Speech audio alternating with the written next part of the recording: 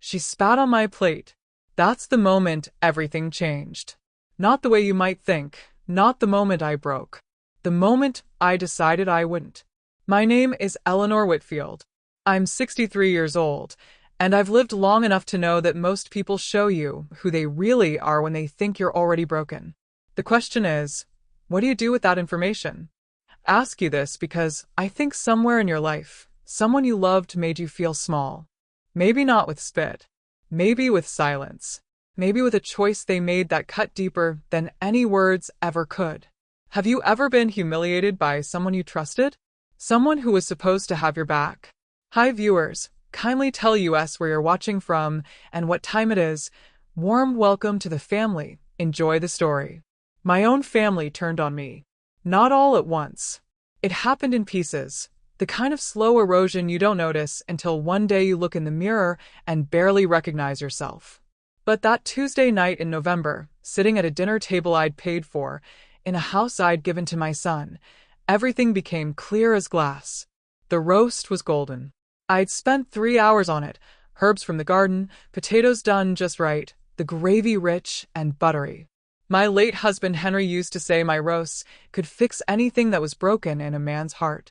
He'd been gone for 8 years, but his taste was still my compass. Vivian, my daughter-in-law, had been complaining about my cooking for months. Every meal I made, some small criticism. Too salty, Eleanor. Did you remember the pepper, Eleanor? That night I ignored it.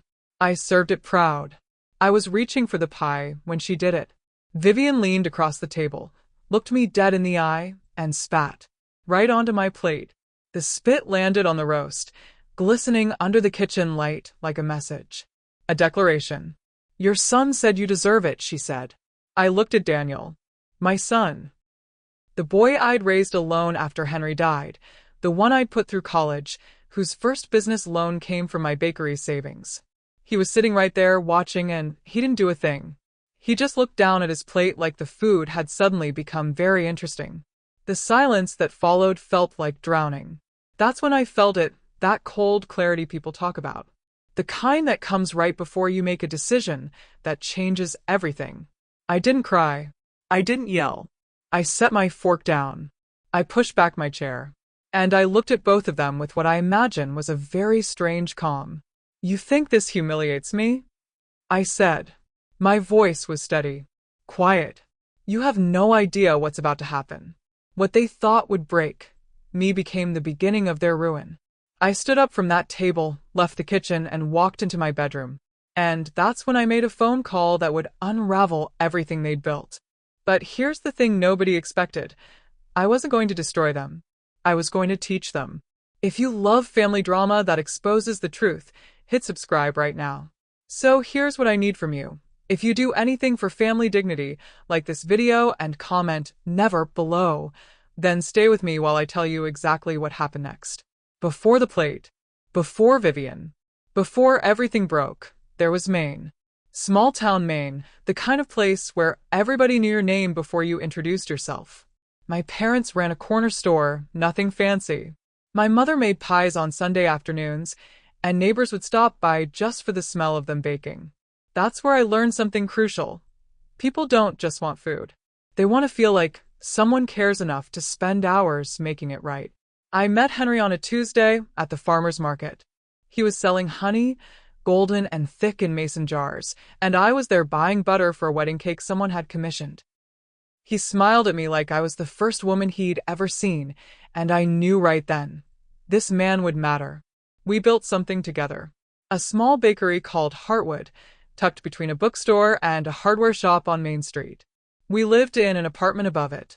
Every morning at 4, we'd be in that kitchen, our hands covered in flour, his singing off-key while I shaped dough. We didn't have much money, but we had something better. We had purpose. We had each other. We had people lining up before dawn just to buy bread we'd made. Daniel was born on a spring morning in 1995. I held him and thought, this boy is going to have everything Henry and I built. Everything we sacrificed for. After Henry died suddenly at 55, a heart attack that came out of nowhere, I kept working. I had to. The debt didn't stop just because my husband did. Daniel was 17. College was coming. So I worked longer hours, made better pies, built the reputation until Hartwood became the place people drove 30 minutes to visit. Daniel went to business school on my dime. Full ride? No. My dime? Yes. When he graduated, I handed him the keys to the bakery. Not just handed them over, I restructured everything. New name, expanded menu, my recipes, my reputation, my customer list. I even took out a second mortgage on the house to help him modernize the equipment. He was my son. This was his inheritance. This was supposed to be his freedom. Within 3 years, Daniel brought Vivian into the business. She had an older brother who was some kind of financial consultant. Smooth talker. Expensive suits. I didn't trust him, but I didn't say anything because you don't undermine your son's choices, do you?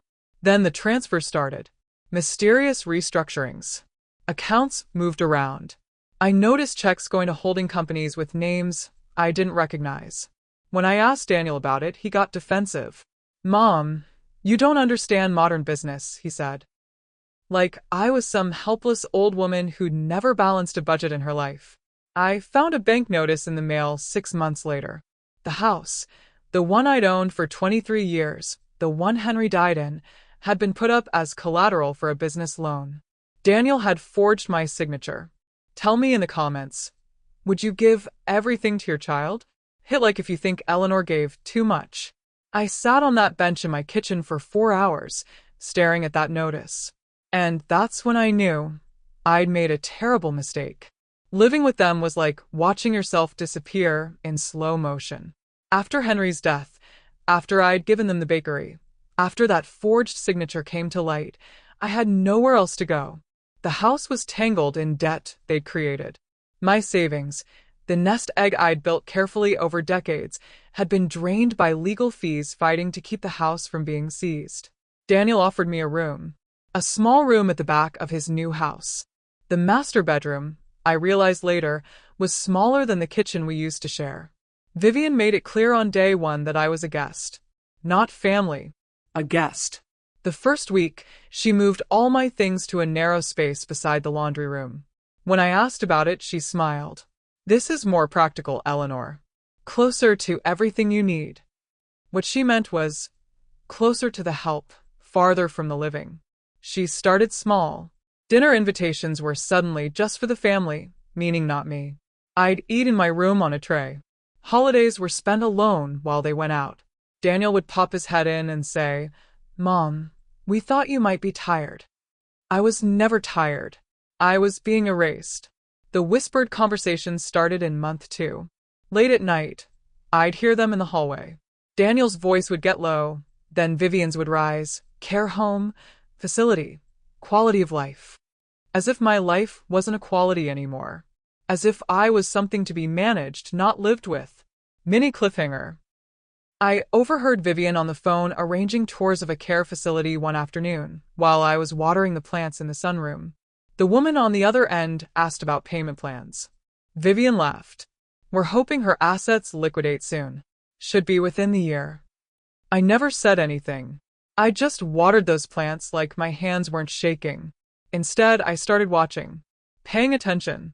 Noticing which papers were left on the desk, which conversations happened when they thought I was asleep.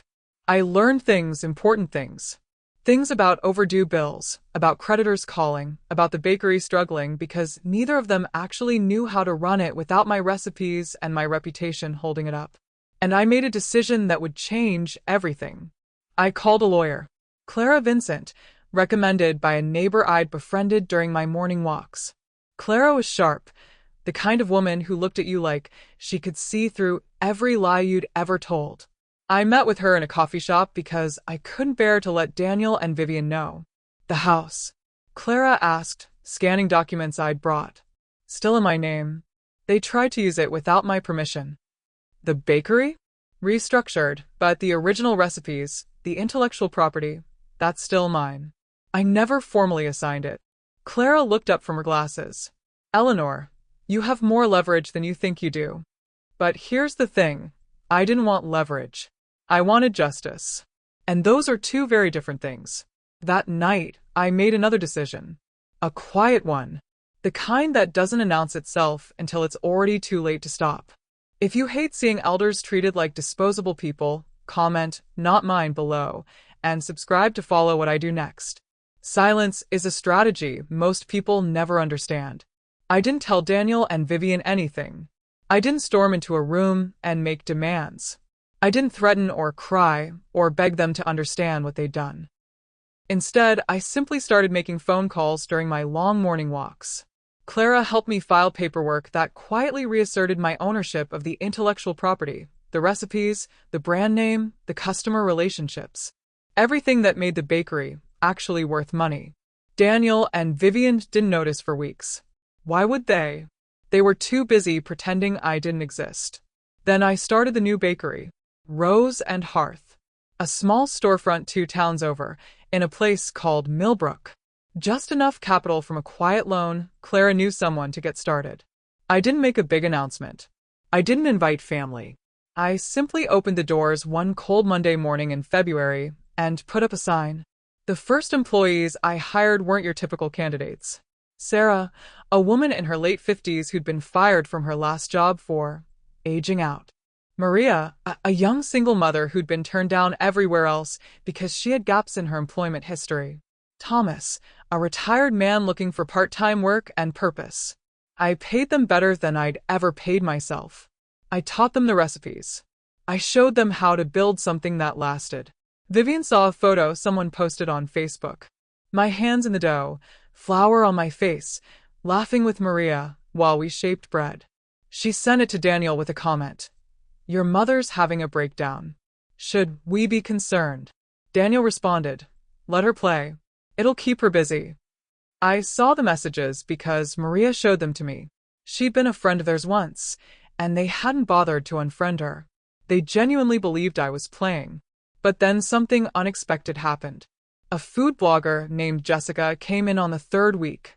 She'd heard rumors about an old woman opening a traditional bakery using her late husband's techniques. She took photos of our sourdough, our croissants, the way the morning light came through the windows. She interviewed me for 40 minutes, and I told her the truth. Not about Vivian and Daniel, but about Henry, about building something with your hands, about why good food matters. The post went live on a Thursday. By Friday, there was a line out the door. By Monday, the local news wanted to do a segment. By the end of that month, we were doing wholesale with 3 restaurants in the area. Share this story if you love comeback tales. They need to be heard. Mini cliffhanger, Vivian saw the news segment. She called Daniel immediately. I could hear her voice from the kitchen, tight, angry, and scared in a way I'd never heard before. "Your mother is making us look like fools," she said. "We need to stop this. Now." That's when I knew they'd finally realized what I'd taken from them wasn't just my presence in their home. I'd taken their leverage. The first sign was the phone call Daniel got on a Wednesday afternoon. He was in his home office, and I wasn't supposed to hear, but walls in rich people's houses are thinner than they think. The person on the other end was from the bank. Collections department. Overdue payments, missed deadlines, accumulated interest that had spiraled beyond what he could reasonably explain. "Yes, sir. The property is flagged for review. We've made multiple attempts to reach you." Vivian had been handling the finances. That's what Daniel kept saying under his breath after the call ended. Vivian was supposed to handle this. Vivian, who had dreams of being a financial advisor. Vivian, whose brother had promised to help streamline everything. Vivian, who had no idea what she was actually doing. But there was more. The bakery, the one I'd given them, the one with my recipes and my legacy, was hemorrhaging money. You can't run a business on theft and negligence. You need the person who actually built it. Turns out, I'd been that person all along. I watched Daniel's hands shake as he pulled up bank statements. His face went gray in the way faces do when you realize you've made mistakes so big they might not be fixable. Then Vivian started moving money. Frantic transfers, trying to cover gaps, robbing Peter to pay Paul. But here's the thing about financial chaos. It creates a trail. And trails are readable. That night, I made another call to Clara. "It's time," I told her. "You're sure?" Clara asked. I've never been more sure of anything. The letter arrived 3 days later. Formal, legal, and devastating in its clarity. The intellectual property, my recipes, my brand, my customer relationships had been with me all along. The bakery couldn't legally operate without them, and I was exercising my legal right to terminate their license. They had 30 days to either renegotiate with me directly or close down. Drop a like if you love a twisty takedown, comment karma if you're enjoying the payoff. Mini cliffhanger. Daniel confronted me that evening. He walked into my room, and for the first time in years, I saw something other than distance in his eyes. Fear. Raw and undeniable. Mom, what did you do? His voice cracked. What did you actually do? I looked at him, really looked at him, and I realized something that changed the final move of everything I'd planned. He wasn't the villain here. He was just weak. And weakness, I was learning, was its own kind of destruction. But before I could answer him, Vivian walked past my door with her phone pressed to her ear, talking to a lawyer about options. About fighting back. About making sure I regretted ever existing. Desperation smells like cheap cologne and broken pride. Daniel and Vivian walked into Rose and Hearth on a Tuesday morning, and I knew before they even opened their mouths. Their clothes weren't quite as pressed. Daniel's watch, the expensive one he'd bought to prove something to himself, was gone. Vivian's hair had that frayed look of someone who hasn't slept properly in weeks. They came straight to me in the back kitchen. Maria saw them first and gave me a look that said everything. I turned around, hands still covered in dough, and waited. Mom, Daniel started. His voice was already broken before the words came. We need to talk about the bakery situation. Situation. As if the destruction of his business was just a scheduling conflict. We're thinking, Vivian jumped in, her voice too bright, too fake, that maybe we could work something out. Alone, perhaps? Just enough to get us through the next quarter. We could restructure. Restructure. I repeated. My hands kept moving, shaping bread like the conversation wasn't happening.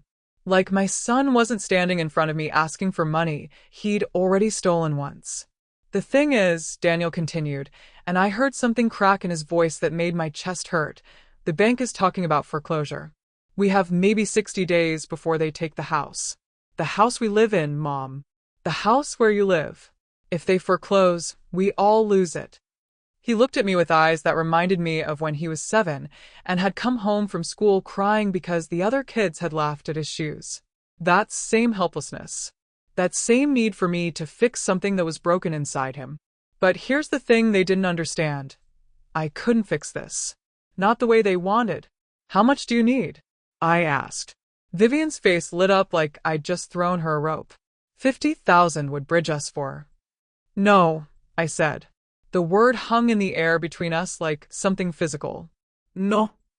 Daniel's voice went small. Mom, you don't understand. I understand perfectly. I set down my dough and wiped my hands on a towel. I understand that you forged my signature. I understand that you let your wife drain accounts and mismanage money while you pretended not to notice. I understand that you watched her spit on my dinner plate and said nothing. And I understand that you came here today not because you wanted to apologize, but because you wanted me to rescue you. Again. Vivian's face flushed red. You know what? This is exactly why we wanted to put you in a home. You're ungrateful and I'm offering you something better than money. I interrupted. She wasn't used to being interrupted. I could see it shocked her system. I'm offering you a choice.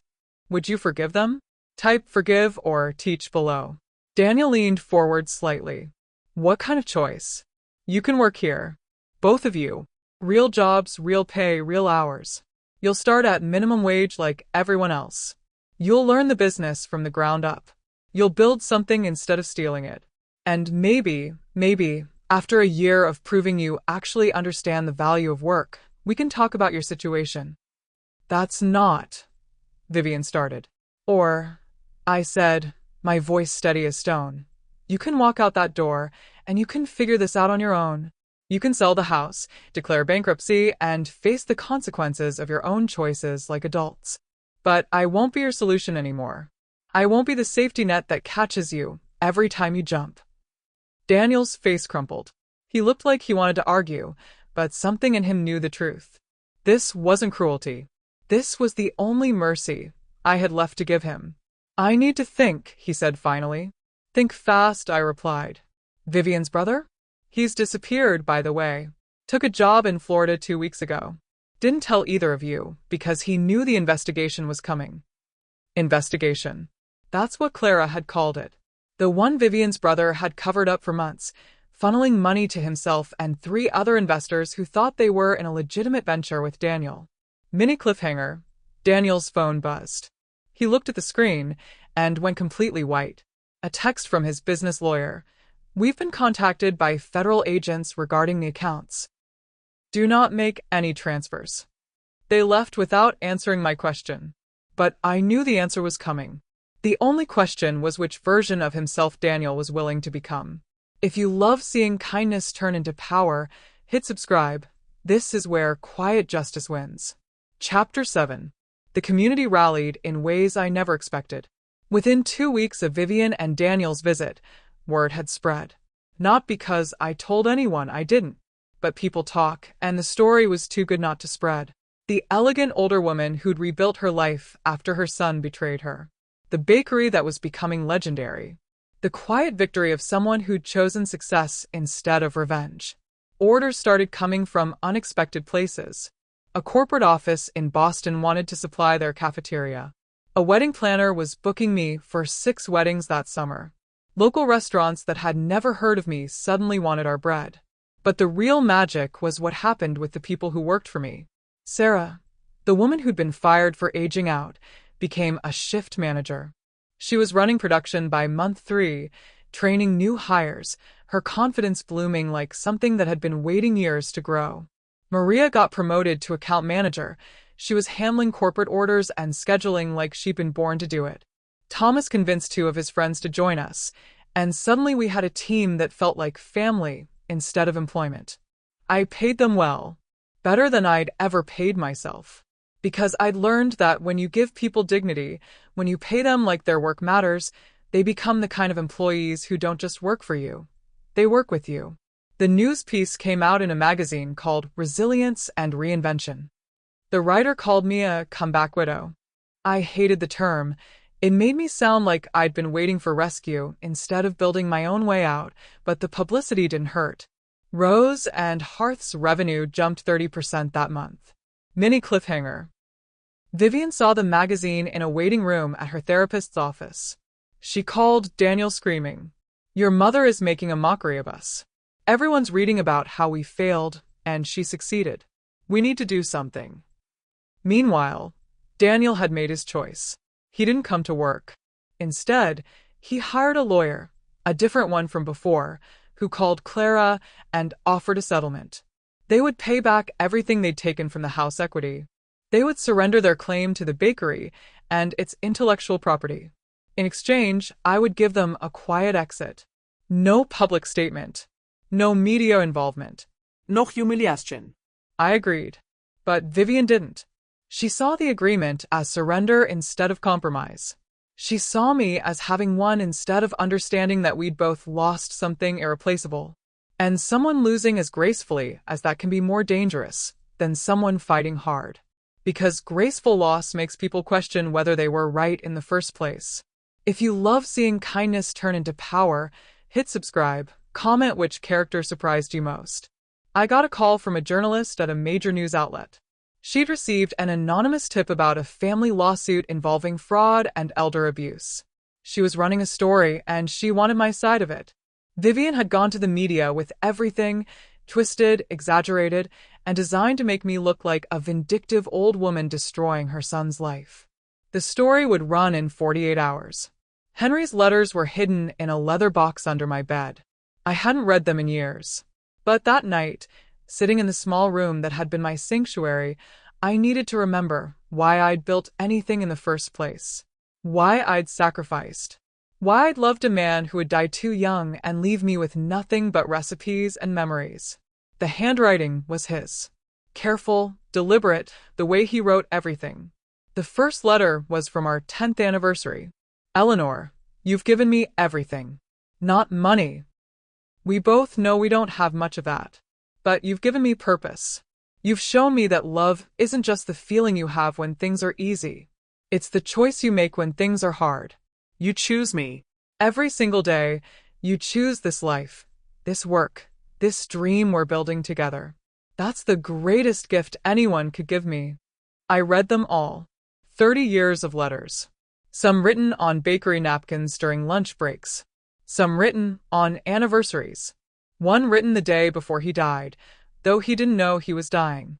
He wrote about how proud he was of Daniel, how he hoped our son would build something beautiful, how he hoped I'd never settle for less than I deserved. The last letter was different. It was sealed in an envelope with my name written on it in his shaking handwriting. He'd had a small stroke 3 months before the heart attack. Nothing serious, but his hand had trembled after that. If you're reading this, it began. Something happened to me. Something I couldn't control. And Eleanor, I need you to know that whatever comes next, you have to keep building. Keep creating. Keep loving. Don't let anyone make you small. And if someone ever makes you feel like you're not enough, remember that you've always been enough for me. You've always been everything. I sat there in that small room with a man's words from beyond death, and I finally understood what I had to do. It wasn't about winning anymore. It wasn't about teaching Vivian a lesson or making Daniel suffer. It was about honoring the life Henry and I had built by refusing to let it be twisted into a cautionary tale about a family torn apart. It was about showing the world, and more importantly, showing my son, that quiet dignity was worth more than loud revenge. If you love seeing kindness turn into power, hit subscribe and comment which letter broke your heart the most. Mini cliffhanger. The next morning, I made a call. Not to a lawyer. Not to a publicist. I called Daniel.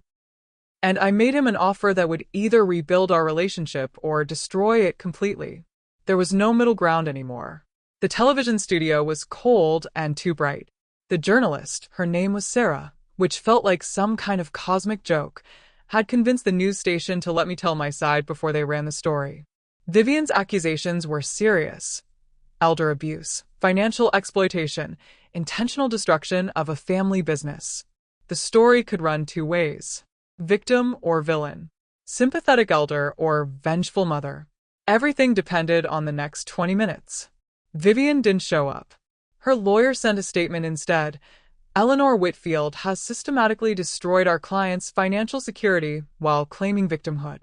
This is elder manipulation dressed up as empowerment. Daniel sat 2 rows behind me in the audience.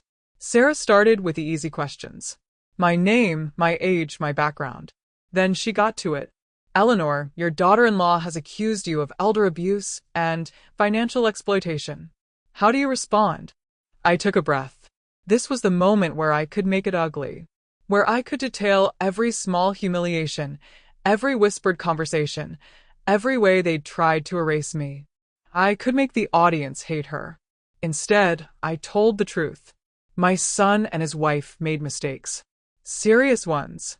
They mismanaged money, they treated me poorly, and they hurt me in ways that took time to process.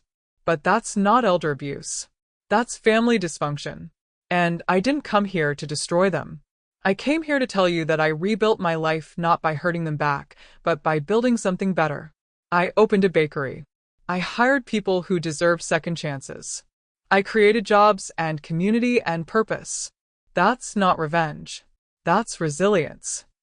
But you did take action, Sarah pressed. You restructured the intellectual property. You forced them to either work for you or face financial ruin. I protected what was mine, I said simply. And yes, that had consequences for them. But consequences aren't the same as cruelty. I offered Daniel a path forward. He chose to take it. The camera panned to Daniel. His face was unreadable. For those watching, Sarah continued, we've received documents, employee records, financial statements, testimony from current Rose and Hearth employees that paint a very different picture from the accusations. These show a thriving business built on fair wages and ethical practices. We've also received a statement from Daniel Whitfield. They played the video. Daniel, recorded that morning, speaking directly to the camera. My mother is telling the truth. I made choices I'm not proud of. I let someone else take the lead financially when I should have been paying attention. I watched my wife disrespect my mother, and I said nothing. I forged her signature. I stole from her. And when she cut me off, I deserved it. My mother didn't abuse me. She taught me a lesson I needed to learn. And I'm grateful for that, even though it was painful. He paused, looking directly at the camera. I'm working for her now. I'm learning the business from the ground up. And I understand that I have to rebuild not just my finances, but the trust one destroyed. If it takes years, that's fair. I deserve that consequence. What I'm asking is that people understand this isn't about a mother destroying her son. It's about a mother refusing to enable her son's destruction. Mini cliffhanger, Vivian's lawyer issued a statement moments later. She was filing a defamation lawsuit against Daniel and against the news station. She was also hiring a private investigator because, her statement said, there is clearly something deeper going on here, and the truth will come out. But here's what nobody expected. The investigator found something. Not about me. About her brother. Turns out the consultant had been running a Ponzi scheme for 8 years. Multiple investors. Thousands of dollars missing. Federal charges pending. And Vivian's connection to it. Knowledge of transfers, access to accounts, signs she'd turned a blind eye, made her complicit. Drop the like if you love a twisty takedown. The final reckoning is coming. Redemption doesn't taste like victory. It tastes like grief, mixed with relief. The resolution came quietly, the way most important things do. Vivian's lawyer made a deal with federal prosecutors. She would cooperate in exchange for immunity from certain charges. Her brother went to prison. Her role in the scheme was minimized because, technically, she'd been following his lead. But the public humiliation was complete. The woman who'd spat on my plate was now the cautionary tale people whispered about at grocery stores. Daniel and I met at the lake house. Henry's lake house, the one he'd left to me and Daniel jointly in his will. The one I'd never tried to claim, because I understood that my son needed to know his father had faith in him. We sat on the porch, looking out at water that reflected the evening sky like a mirror. I'm sorry, Mom, Daniel said. His voice was rough, from not sleeping. I'm sorry for all of it. The signature, letting you be treated that way, choosing money over integrity. I'm sorry for being weak. You weren't weak, I told him. You were lost. There's a difference. What happens now? He asked. You own everything. The house we're living in, you could take it. The business, it's yours. You have all the power now, and I wouldn't blame you for using it. I thought about that. About the power I'd accumulated through strategy and patience. About how good it would have felt to use it, to truly destroy him the way Vivian had tried to destroy me. Now, I said, we rebuild. Together. I'll transfer the house deed to you. It's time for that. The bakery, you can work there for real wages, learn the business, and maybe in 5 years we'll talk about what ownership looks like. And Vivian. I've separated from her, Daniel said quickly. The divorce is finalized. She's moving to California to stay with her mother. I don't think either of us wants to see her again. I nodded. That was mercy, I realized. That was growth. Rose and Hearth was thriving. We'd expanded to 4 locations by that fall. Sarah was running one of the new stores. Maria had opened her own consulting business helping small bakeries scale efficiently. Thomas had retired. Real retirement this time, not the kind forced on him by a society that didn't value him. We'd paid for his grandson's first year of college. 6 months later, Daniel asked if he could bring his new girlfriend by the main bakery. She was a physical therapist, kind-eyed, someone who knew his whole story and didn't judge him for it. I watched them together, and I saw something I hadn't seen in years. My son was happy. Not the fake happiness that comes from acquisition. Real happiness, the kind that comes from being known and accepted anyway. That's when I understood the final lesson. Revenge, through success, isn't really revenge at all. It's just living well enough that your former enemies become irrelevant to your story. I didn't destroy Vivian. She destroyed herself by refusing to change. I didn't teach Daniel a lesson. I simply held him accountable and showed him that accountability could lead to transformation. And I didn't reclaim my life. I built a new one. Henry's last letter had been right. Keep building. Keep creating. Keep loving. The morning light came through the kitchen windows at Rose and Hearth, and I was standing where I'd stood 1,000 times, hands in dough, flour on my face, surrounded by people who'd chosen to work because it mattered. Not because they had to, because it was beautiful. I thought about Eleanor at 63, sitting at a table with spit on her plate, convinced she was broken. And I realized she wasn't broken at all. She was just about to wake up. Quiet justice doesn't announce itself. It doesn't need to. It simply lets the truth become undeniable, one honest day at a time. If you love seeing kindness turn into power, if you believe that dignity is stronger than revenge, like this video right now and comment, "I choose dignity" below. Subscribe to this channel and turn on notifications because stories like Eleanor's need to be heard. They remind us that we're stronger than we think, that we have more power than we realize, and that the best comeback is always the one where you stop trying to destroy your enemies and start building something beautiful instead. Share Eleanor's story with someone who needs to remember their own strength. Comment down below, have you ever had a moment like Eleanor's? A moment where you realized you had to choose between revenge and resilience? I want to hear from you. Your story, your wisdom, your truth. It inspires others to find their own quiet justice. Thank you for being here. Thank you for witnessing Eleanor's journey. And I'll see you in the next story. Because there are always more stories of people choosing to rise.